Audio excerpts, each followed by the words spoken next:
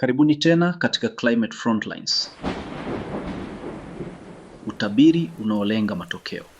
Kutoka tahadhari hadi hatua. Mimi ni mtangazaji wenu Collison Lore.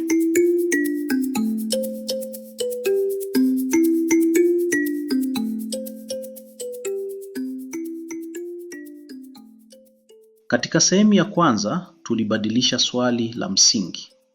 Badala ya kuuliza, je, itanyesha mvua? Tuliuliza, mvua itafanya nini kwa watu?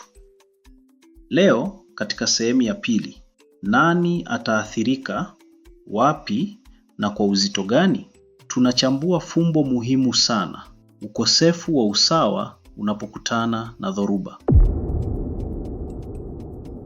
Fikiria dhoruba kubwa ya kitropiki ikisogea bara. Inaleta upepo ule ule, mawingu yale yale, mvua ile ile katika mkoa mzima.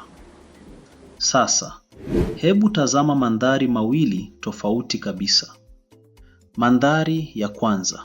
Kitongoji cha mijini chenye watu wengi na kipato kidogo. Nyumba zimejengwa kwenye bonde la mafuriko. Mifereji ya maji imezibwa na taka za plastiki. Milimita 100 za mvua zinanyesha kwa saa chache. Barabara hazipitiki. Vyoo vinafurika. Maji ya matope yanaingia kwenye nyumba. Huu ni msiba. Mandhari ya pili. Kijiji cha vijijini kilicho kwenye ardhi ya kinamasi. Kuna miti, kuna matuta yaliyotengenezwa vizuri. Mvua ile ile ya milimita 100 inanyesha.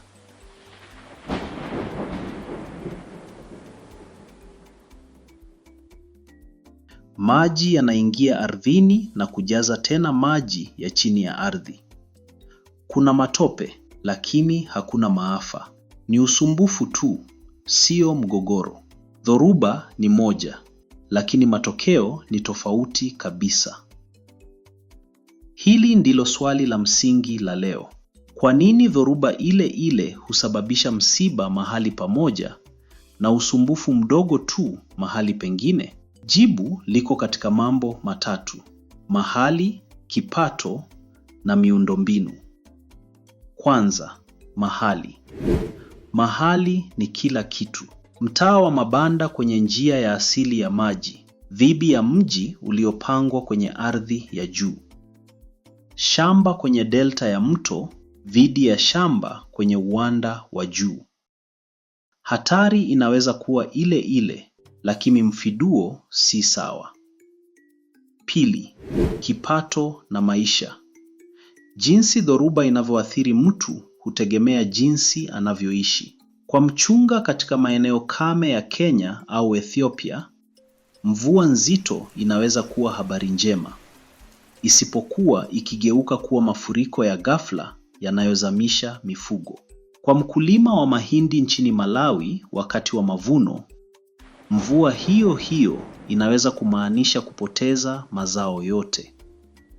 Kwa mfanyabiashara wa soko la mijini jijini Dar es Salaam, inamaanisha wateja hawafiki na bidhaa zinaharibika. Tatu, miundombinu na huduma. Daraja imara linadumu, daraja dhaifu linaanguka. Jamii yenye mfumo wa onyo mapema na mpango wa dharura inaweza kuhama. Jamii isiyo na mifumo hiyo hubaki kwenye hatari. Huu ndio udhaifu, hali zinazofanya madhara yawe makubwa zaidi. Utabiri unaolenga matokeo hauonyeshi dhoruba pekee. Unaonyesha pia watu walioko kwenye njia ya dhoruba.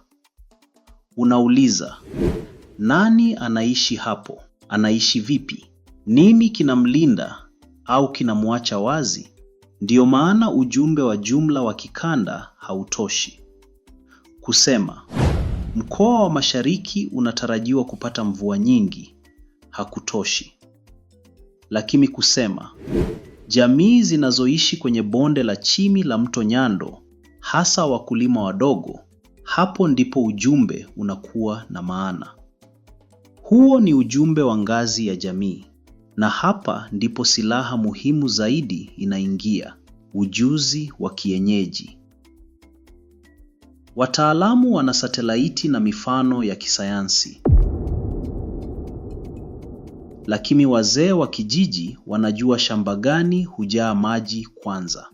Wavuvi wanajua lini mawimbi ya ziwa yanakuwa hatari kweli. Watangazaji wa redio za jamii wanajua jinsi watu wao wanavyosikiliza. Wakati sayansi ya IBF inapounganishwa na ujuzi huu wa maisha halisi, onyo linakuwa wazi, linaaminika na linaelekeza kwenye hatua.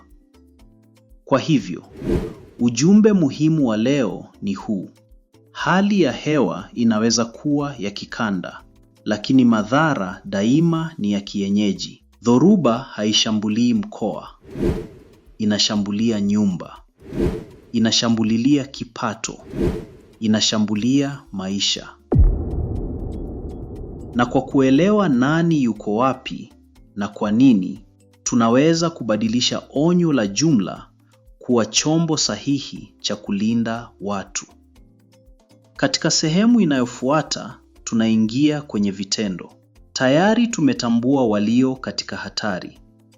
Sasa, tunahakikisha vipi wanapokea ujumbe na wanajua cha kufanya?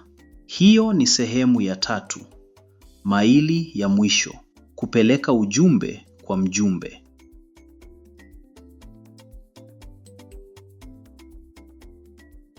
Hii ni Climate Frontlines. Mimi ni Collison Lor. Shiriki, toa maoni, penda na jiandikishe sasa hivi. Asante kwa kusikiliza.